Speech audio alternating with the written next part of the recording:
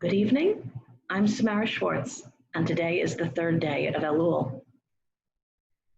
An interesting linguistic feature of the month of Elul is that if you change around the letters of its name, change the order of the letters in Elul, it becomes the word lulay. Lulay is a word in the subjunctive mood, the mood of the hypothetical, and it means if I hadn't, if I only hadn't. And the strong implication is that I did. We do not use the subjunctive about things that never were. We use it about things we wish never were.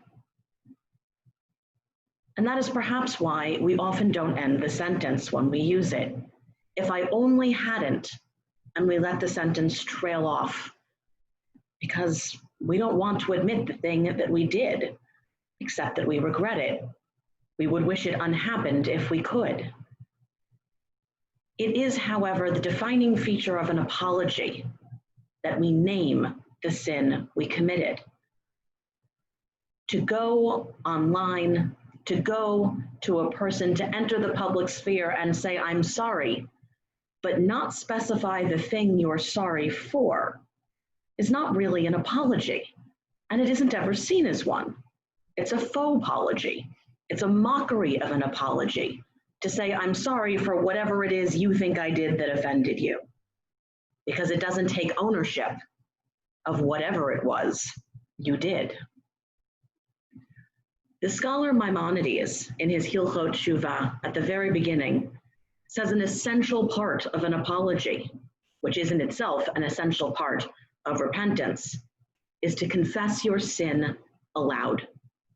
And you have to do it, even if you've already been fined for your sin, even if you've already been punished physically for your sin, even if you've been imprisoned for your sin. To name the sin aloud is an absolutely essential part of the process. I did this, and I'm sorry. And we don't want to. We don't want to because to say it makes it real. To say it in all its truth means owning it, means acknowledging that we could have chose otherwise. We had the capacity to choose otherwise, and we chose wrongly. I did this, and it wasn't necessary, and I can't justify it. But perhaps that's also why it's a good reason to confess, because it reminds us of our capacities. If I am angry for the thoughtless thing I said, it's because in that moment I was thoughtless, but I know I have the capacity to be thoughtful. If I am angry about that careless thing I did, it is because in that moment I was careless, but I know I have the capacity to be careful. I can be kind and I can be careful in all of my actions. And so to acknowledge its wrongness is also to acknowledge my capacity to be right. It's to say I am strong enough to do better. I'm going to share today's reading with you, which is a wonderful reading by Rabbi Deborah Robbins. But after I do, consider making a confession aloud.